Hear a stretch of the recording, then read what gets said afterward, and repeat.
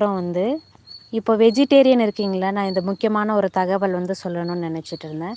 நிறைய பேர் வந்து நான் வெஜிடேரியன், நான் வந்து மாட்டோட பாலில் வந்து மாட்டோட ரத்தம் தான் பாலாக வருது, ஸோ நான் அதெல்லாம் சாப்பிட மாட்டேன், பசும்பால் எந்த ஒரு விலங்குகளோட பாலும் வந்து சாப்பிட மாட்டேன் அப்படின்றவங்க நம்ம வந்து தேங்காய் பால் வந்து எடுத்துக்கலாம்.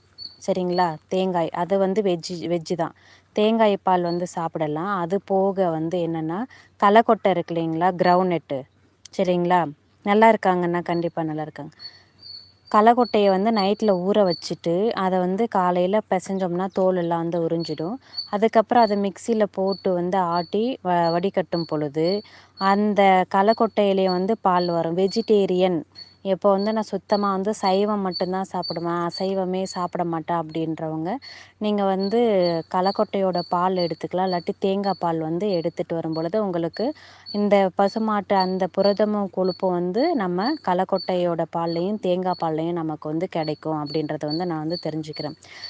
நீங்கள் கல்லக்கொட்டைய வந்து ஊற வச்சு அதை மிக்சியில் வந்து கிரைண்ட் பண்ணி வடிகட்டி வர்ற பாலை காய்ச்சி அதில் வந்து அமுது விட்டு அதுவும் வந்து தயிராக்க மாற்றலாம். உங்களுக்கு அமுதா விடுறதுக்கு வந்து பச்சை மிளகா ஆட் பண்ணுவாங்க. கரெக்டான பதத்தில் வந்து இது பண்ணி தேங்காய் பால்லையும் தயிர் செய்வாங்க, கல்லக்கொட்டை பால்லையும் வந்து தயிர் செய்வாங்க. கரெக்டான பதத்தில் வந்து ஆட்டி அதை காய்ச்சி நீங்கள் தயிர் செஞ்சு சாப்பிடலாம்.